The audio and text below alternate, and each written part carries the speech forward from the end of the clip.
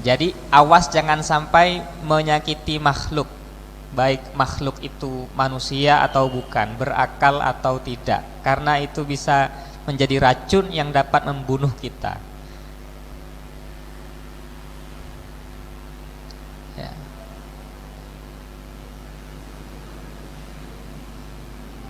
Qala al-imamu Sahlun rahimahullahu ta'ala, berkata siapa Imam Sahal rahimahullah, apa katanya? Innama hujibal khalqu anil wusuli wa musyahadatil malakuti bisyai'aini su'ut tu'mati wa adzal khalqi. Seseorang dapat terhalang dari mengetahui alam malakut, alam bisa melihat alam malakut, sebab dua hal. Apa? Su'ut tu'mati. Pertama, makanan yang tidak halal. Wa adzal khalqi, dan yang kedua menyakiti makhluk. Seseorang tidak akan mungkin bisa mengenal Allah kalau dia masih suka makan makanan yang tidak halal atau masih suka menyakiti sesama makhluk. Ya. Maka dari itu perlu hati-hati. Ya, seperti yang dikatakan tadi, bahwa menyakiti makhluk, menyakiti orang lain, itu justru dampak negatifnya kembali kepada diri kita sendiri.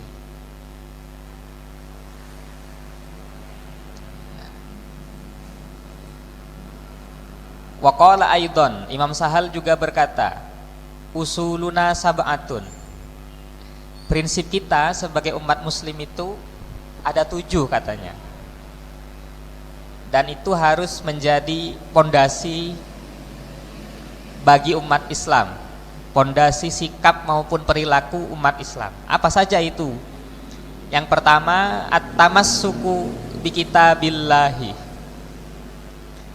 Pertama adalah berpegang teguh terhadap kitab Allah, yaitu Al-Quran. Ya.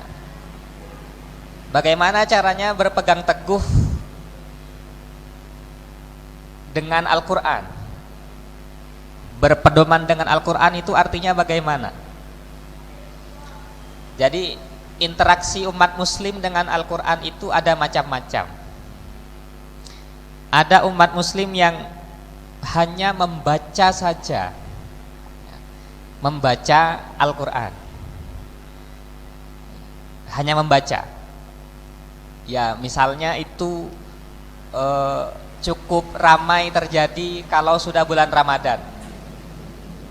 Semarak orang-orang membaca Al-Quran dengan tradisi tadarus setiap ba'da tarawih atau kapanpun. Nah, di situ yang terjadi apa? Yang terjadi adalah orang-orang yang sedang membaca Al-Quran. Itu yang pertama, orang yang membaca Al-Quran. Yang kedua, ada orang yang membaca sekaligus memahami apa yang dimaksud oleh Al-Quran itu, mencoba memahami. Jadi ini tidak sekedar membaca, ada upaya yang lebih dari sekedar membaca, yaitu apa? Mencoba untuk memahami apa yang dibaca.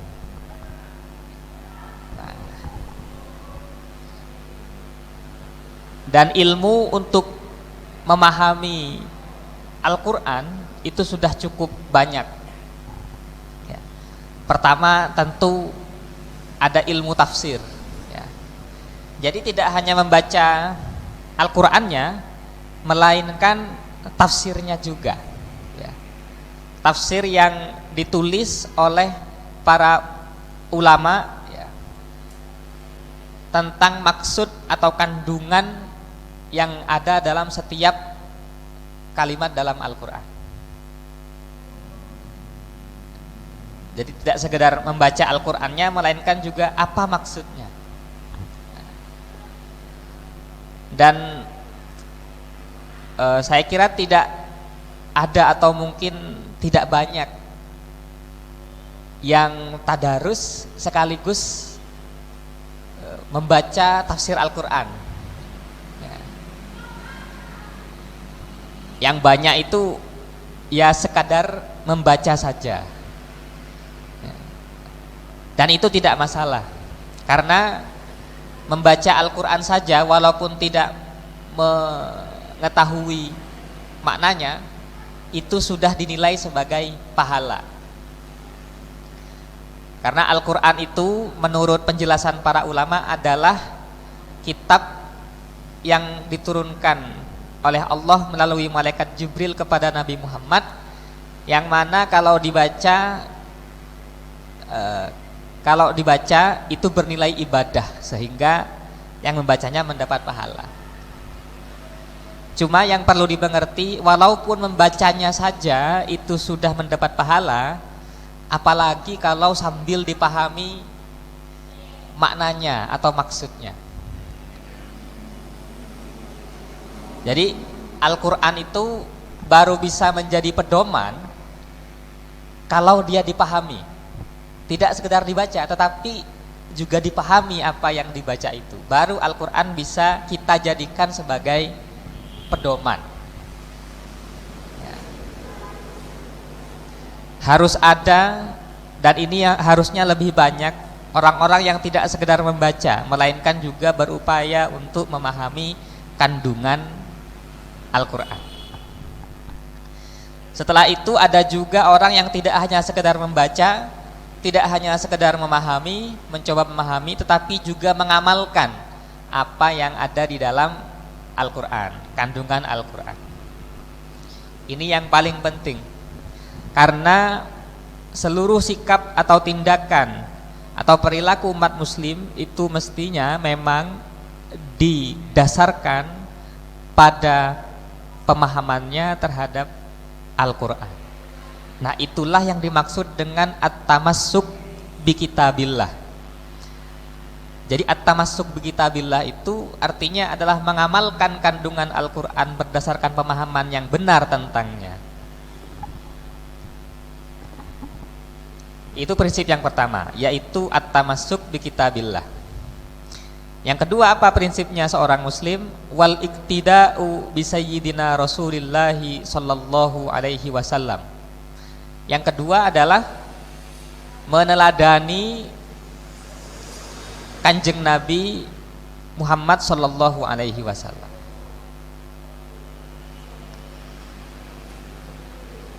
Jadi apapun yang dilakukan oleh seorang muslim dalam seluruh perilakunya, dalam seluruh perangainya, idealnya harus didasarkan atas teladan dari Rasulullah Sallallahu Alaihi Wasallam.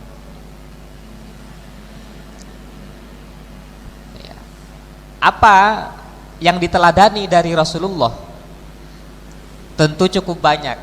Rasulullah adalah manusia yang paling sempurna.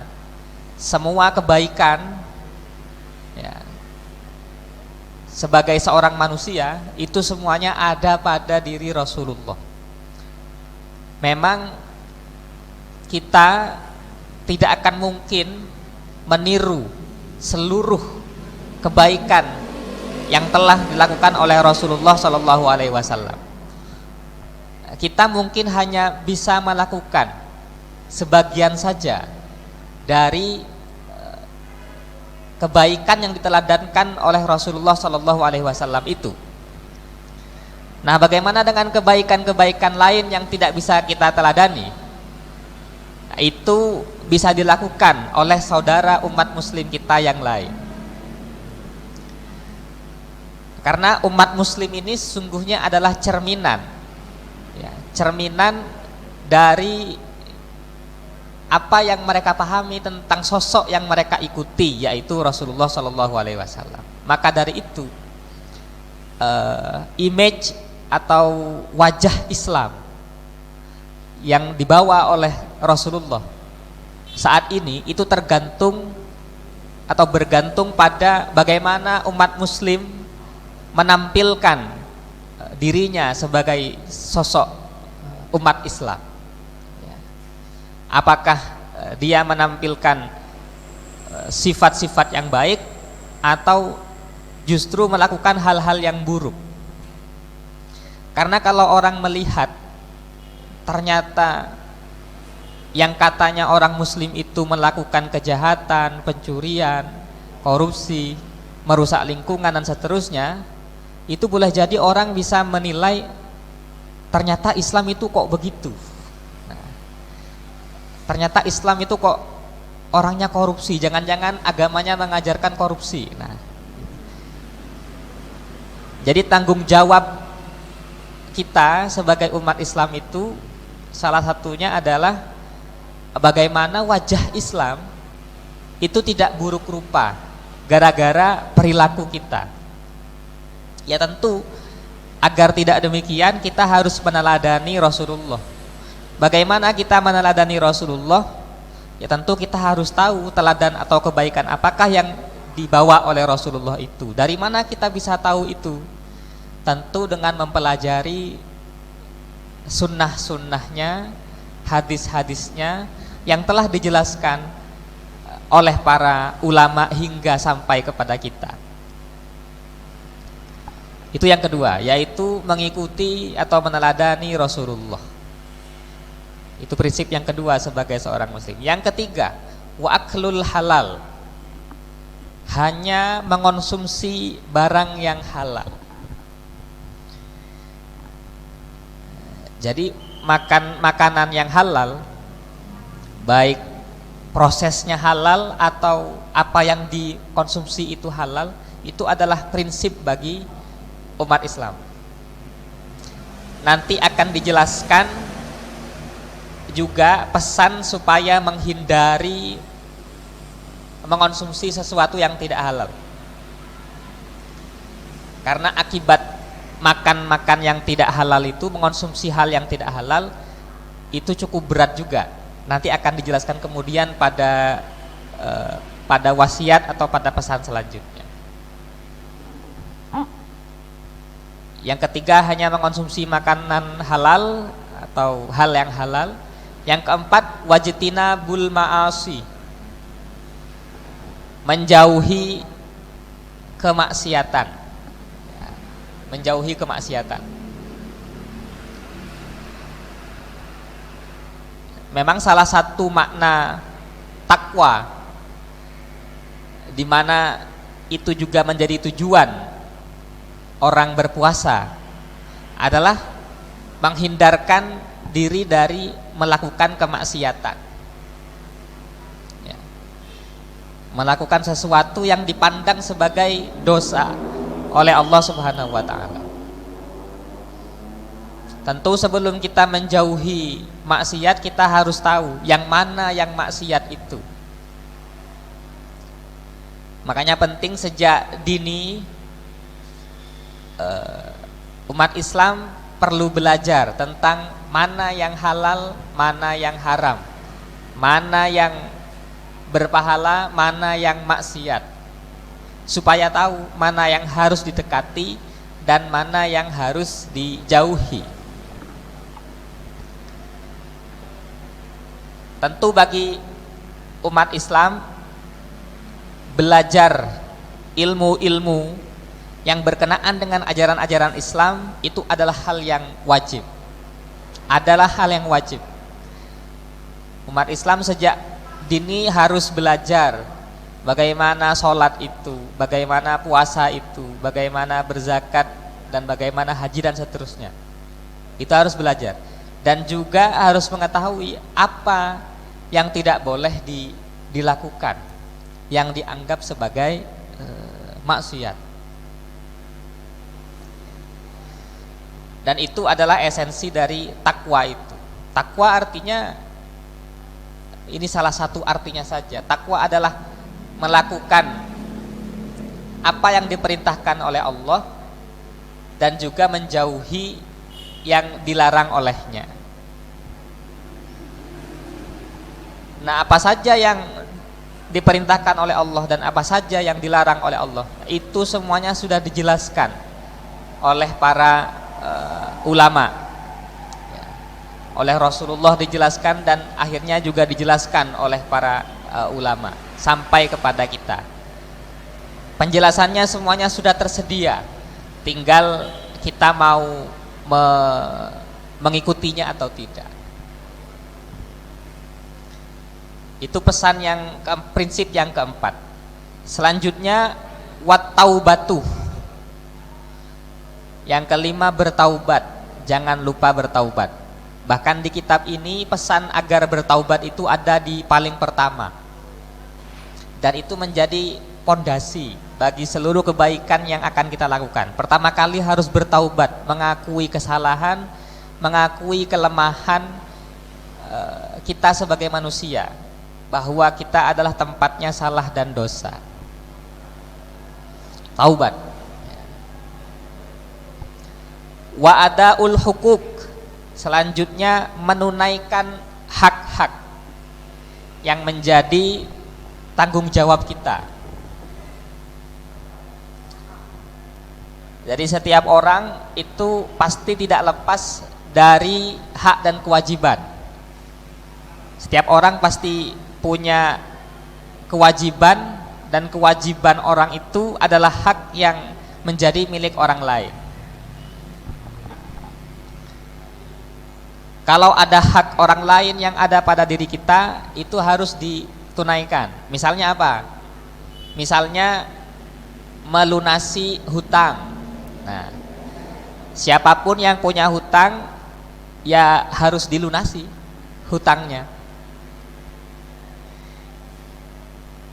Jangan terburu-buru melakukan hal yang sunnah sebelum melakukan hal-hal yang wajib. Contohnya apa? Memakai baju baru, misalnya. Memakai baju baru itu hal yang sifatnya sunnah, tetapi membayar hutang itu wajib, apalagi kalau sudah jatuh tempo. Makanya kalau kita punya hutang yang harus ditunaikan, yang harus dibayarkan, dan kita sudah punya uang untuk itu, tetapi kita memilih untuk tidak membayarnya, malah digunakan untuk hal yang lain, misalnya apa? Membeli baju baru. Nah, itu hukumnya haram itu, menurut penjelasan ulama. Jadi jangan terburu-buru, misalnya membeli baju baru kalau hutang yang sebelumnya belum dilunasi. Karena membeli baju baru itu ya sifatnya tidak wajib, sedangkan melunasi hutang itu sifatnya wajib. Lagi pula juga nanti nggak enak kelihatannya sama yang memberikan kita hutangan. Loh, kok katanya dia kan punya hutang ke saya, katanya ndak punya uang, tapi kok bajunya baru ketika hari raya, mobilnya baru, mungkin sepedanya baru, tapi hutang ke saya kok ndak bayar gitu misalnya. Nah, jadi prinsipnya selanjutnya umat Islam itu harus ada hukuk, menunaikan hak, ya. Apa yang menjadi kewajiban dia itu bisa jadi merupakan hak bagi orang lain.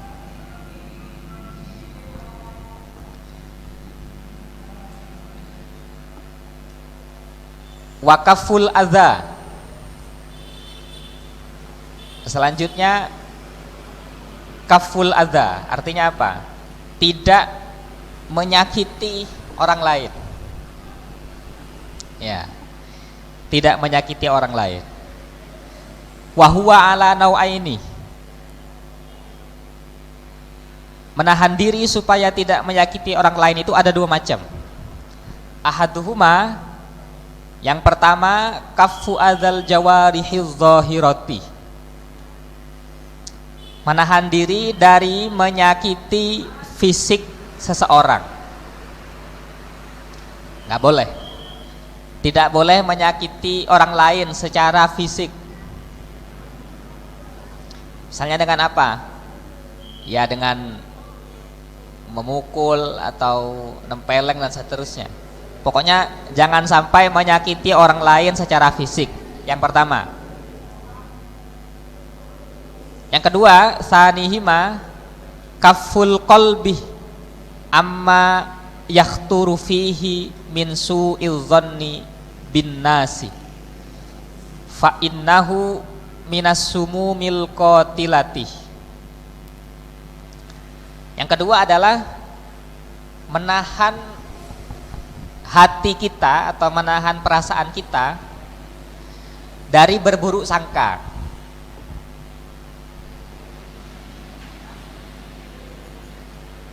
Jadi di antara perbuatan yang dianggap menyakiti orang lain adalah berburuk sangka kepada mereka. Jadi jangan sampai berburuk sangka. Di sini dikatakan berburuk sangka itu adalah racun yang dapat membunuh diri kita.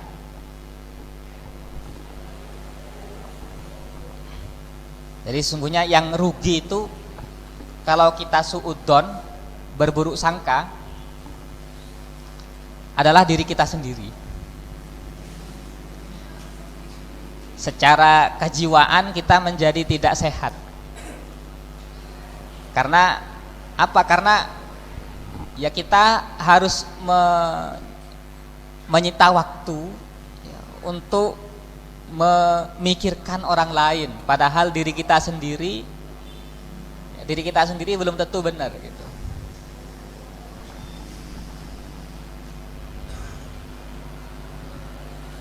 Berburuk sangka, walaupun sangkaan kita benar, itu tetap saja salah.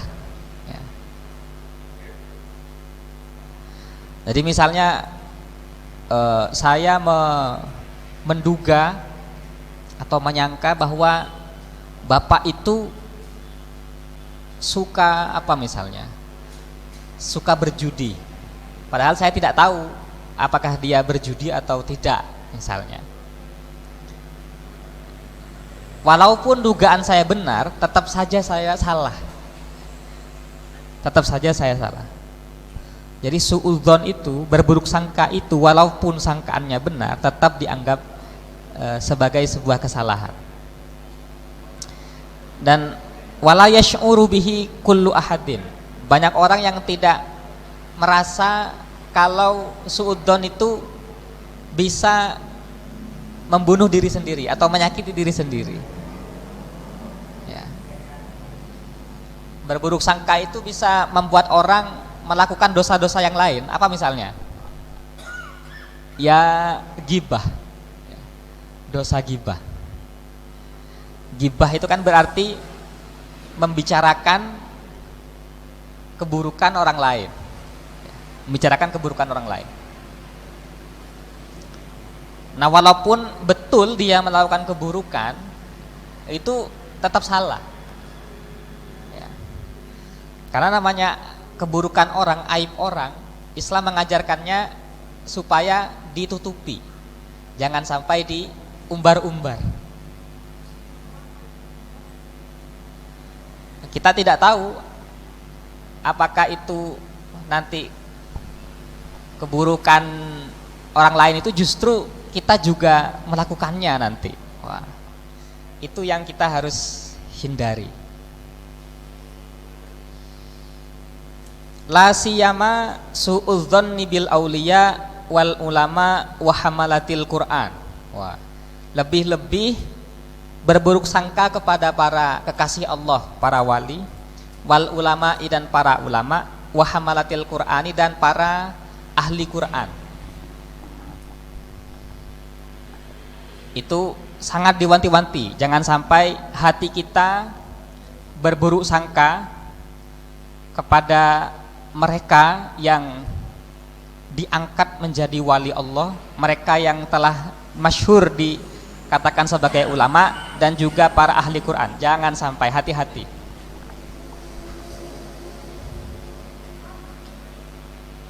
Ya. Jadi ini memang apa ya? Namanya ilmu tasawuf itu mengajarkan agar supaya gerak hati kita ini betul-betul terjaga, terutama dari hal yang sifatnya menduga-duga ini. Ya. Daripada berprasangka buruk, lebih baik memikirkan hal yang lain, terutama bermuhasabah. Ya. Daripada sibuk menilai orang lain, mengevaluasi orang lain, lebih baik mengevaluasi diri kita sendiri. Sudah berapa banyak kebaikan yang kita lakukan hari ini, dan sudah berapa banyak dosa yang juga kita lakukan. Lebih baik memikirkan itu daripada harus berprasangka buruk. Karena segunung dosa orang lain itu sama sekali tidak membahayakan kita, tetapi secuil dosa kita itu berbahaya tentu untuk diri kita sendiri.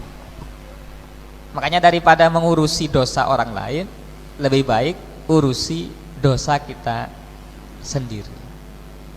Tidak perlu berburuk sangka kepada orang lain, apalagi, nah katanya di sini, apalagi mereka yang diangkat sebagai walinya Allah, para ulama, dan mereka yang dekat dengan Al-Quran.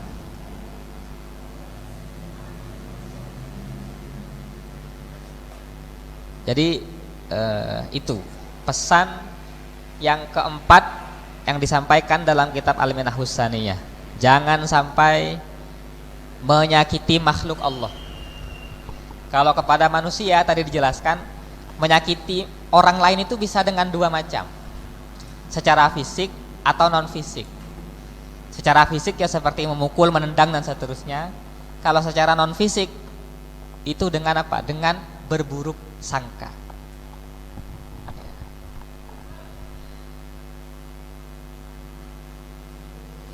Kalau orang sudah berburuk sangka, tentu dia sudah tidak adil dalam memberikan penilaian kepada orang itu. Semua yang dilakukan oleh orang yang ia sangka buruk itu adalah keburukan. Ya. Nggak jernih lagi menilai apakah dia telah melakukan kebaikan. Walaupun telah melakukan kebaikan, tetap saja dianggap sebagai keburukan. Pada ujungnya prasangka-prasangka ini akan mengakibatkan apa? Konflik. Konflik akan pecah. Konflik itu seringkali diawali dengan apa? Diawali dengan buruk sangka. Ada kesalahpahaman dan seterusnya. Ya akhirnya apa ya? Akhirnya pertengkaran.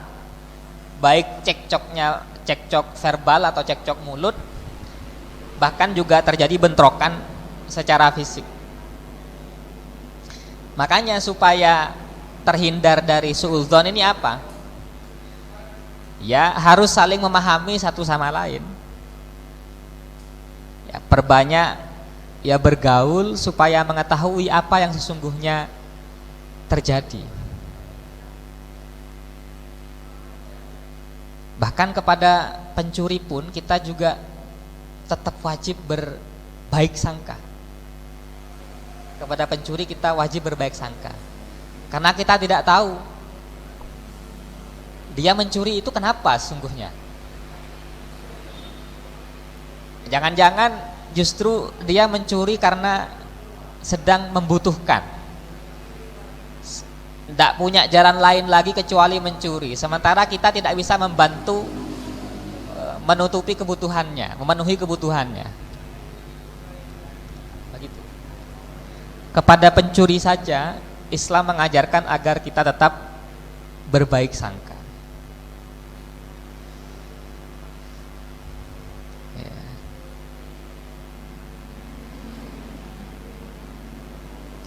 Kalau semua orang kita duga sebagai orang yang jahat itu kan tidak enak jadinya. Misalnya kita datang ke keramaian begitu, lalu kita lihat bahwa wah orang ini semuanya kok kayaknya mau mencuri barang yang saya bawa gitu kan, akhirnya ndak enjoy ketika, atau ndak nyaman ketika kita jalan-jalan di mana-mana.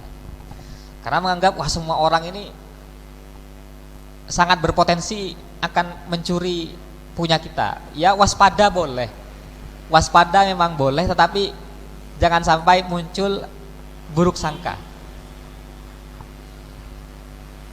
kepada mereka yang penampilannya mungkin agak berandal gitu. Misalnya cowok antingan, terus apalagi misalnya tatonya di mana-mana, pakai gelang atau apa gitu misalnya. Rambutnya sudah apa ya misalnya, pokoknya amburadul lah misalnya. Kadang dari melihat penampilan itu kita tergerak untuk ini menilai dan memberikan sangkaan yang buruk. Kalau penampilannya cowok begitu, bajunya sudah compang-camping, bodol di mana-mana, terus tatoan, antingan, baunya udah nggak karuan, itu dinilai apa misalnya ya, wah ini berandal jahat ini. Nah itu tidak boleh, kata itu sudah termasuk apa, menyakiti orang, kita menyakiti orang itu, menyakiti orang lain dengan apa, dengan penilaian yang buruk, padahal itu belum tentu. Dan walaupun itu benar penilaian itu, walaupun berburuk sangka, itu tetap salah.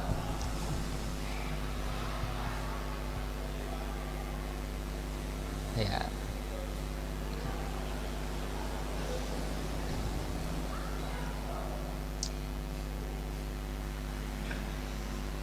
Jadi itu menghindari apa?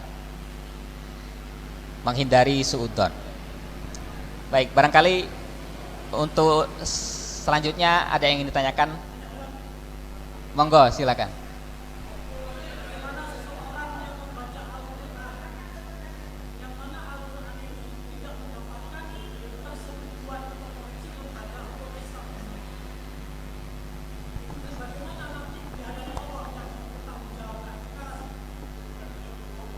Oke. Siap. Oh iya iya. Oke. Materinya adalah tasawuf tadi, tentang apa tadi? Ya, tentang ya. Kalau itu menyimpang, Bos. Ya mungkin di lain kesempatan. Tadi dijelaskan soal Al-Qur'an. Iya, baik. Baik, tadi memang juga dijelaskan tentang prinsip umat Islam, salah satunya adalah at-tamassuk bi kitabillah, berpegang terhadap kitab Allah atau Al-Quran. Jadi masih agak nyambung, secara umum masih nyambung. Oke, cuma saya tidak mengerti apa yang dimaksud dengan membaca Al-Quran tetapi menyimpang dari lembaga keagamaan Islam. Seperti apa misalnya, Pak?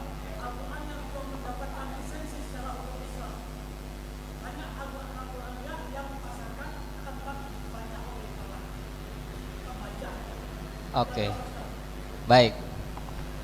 Setahu saya Al-Quran yang beredar di Indonesia itu sudah mendapatkan tashih atau izin dari Kementerian Agama. Jadi saya tidak pernah menjumpai ada Al-Quran yang tidak mendapatkan izin tashih dari Kementerian Agama. Mungkin di mana Bapak menjumpai itu?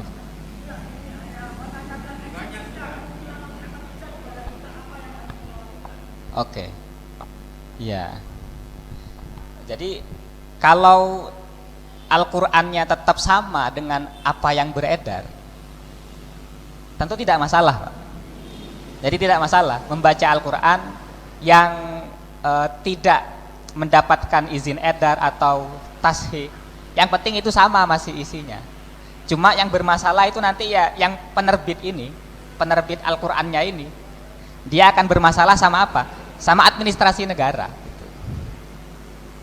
Karena tidak bisa menerbitkan Al-Quran tanpa ada tanda tashih, umumnya dari Kementerian Agama. Dalam hal ini Kementerian Agama itu punya lajnah pentashihan mushaf, dan semua Al-Quran yang beredar harus seizin lajnah itu gitu. Jadi walaupun tidak mendapatkan izin dari lajnah tersebut, senyampang itu sama, ya tidak masalah. Kecuali kalau ada yang keliru, tidak sama misalnya, maka kita bisa sudah punya apa namanya, ada tempat untuk mengadukan itu. Bisa kita arahkan kepada MUI atau bisa kita arahkan kepada Kementerian Agama setempat untuk ditindaklanjuti. Jadi begitu. Oke. Jadi memang kalau Al-Quran yang beredar di Indonesia itu tidak sama dengan, memang tidak sama penulisannya dengan yang ada di Arab. Yang ada di Arab Saudi itu memang standarnya mushaf Rosam Utsmani istilahnya. Tulisannya persis sama dengan yang ditulis ketika dibukukan oleh Sayyidina Utsman. Ya. Tapi kalau di Indonesia ini sudah ada modifikasi supaya bisa dibaca oleh orang Indonesia. Karena kalau plek mengikuti Rosam Utsmani itu banyak orang Indonesia yang masih kesulitan.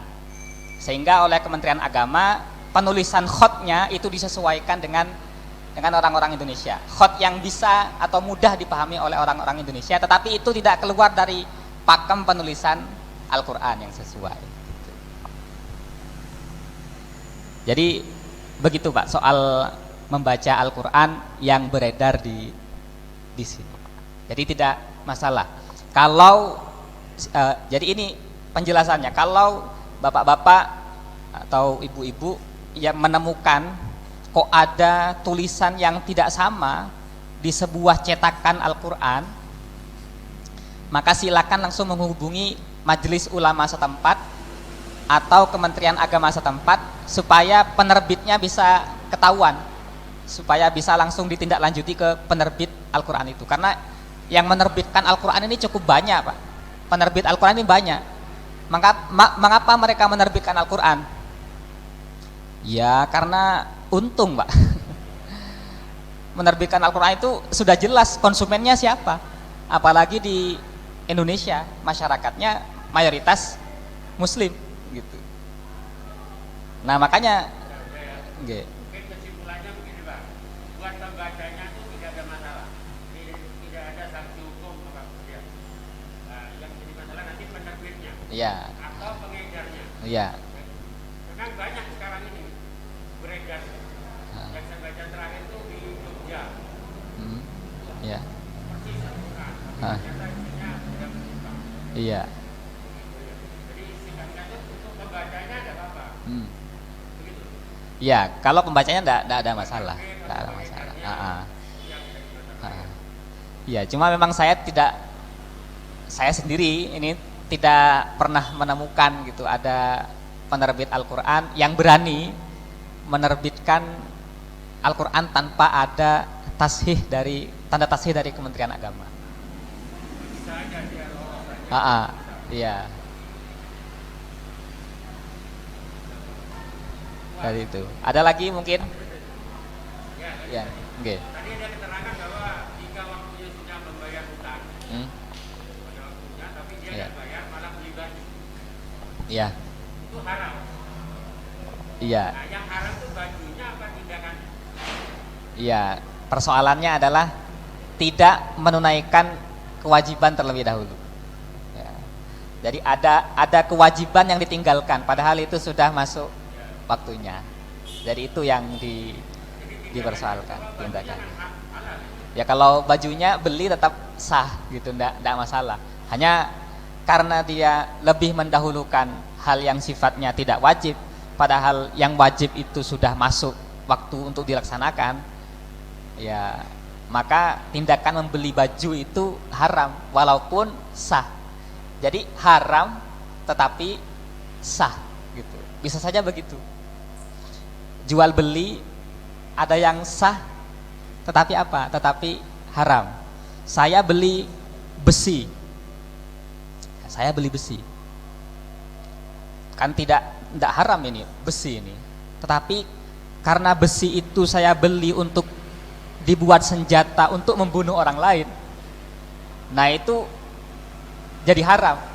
walaupun pembeliannya tetap sah gitu. Beli besi ya sah-sah saja, tetapi haram. Kenapa? Karena tadi tujuannya, melihat tujuannya ternyata untuk dibuat senjata membunuh orang lain misalnya. Hasil curian. Itu bisa tidak sah kalau terbukti bahwa itu hasil curian. Bukan hanya haram, itu tidak sah. Karena jual beli kan yang dipertukarkan ya harus dimiliki oleh masing-masing. Saya yang punya uangnya yaitu saya sendiri, yang punya barangnya ya dia sendiri. Nah kalau ternyata saya menjual barang milik orang lain, apalagi itu hasil curian, tidak sah, sekaligus haram kalau hasil curian. Nggih, sampun. Oke. Sampun. Apa nih? Nggih. Saya pikir sudah mepet nggih, sudah mepet. Kita tutup untuk sesi kali ini. Semoga apa yang kita pelajari tadi bisa bermanfaat, dan bila mana ada kekeliruan mohon dimaklumi, dimaafkan, dan kalau ada yang salah mohon diberitahukan, bisa langsung setelah pengajian ini atau kapan saja. Terima kasih dari saya. Kita akhiri dengan membaca suratul Asri. Bismillahirrahmanirrahim. Wal asri innal insana lafi khusr illal ladzina amanu wa amilus solihati wa tawassaw bil haqqi wa tawassaw bis sabr. Wassalamualaikum warahmatullahi wabarakatuh.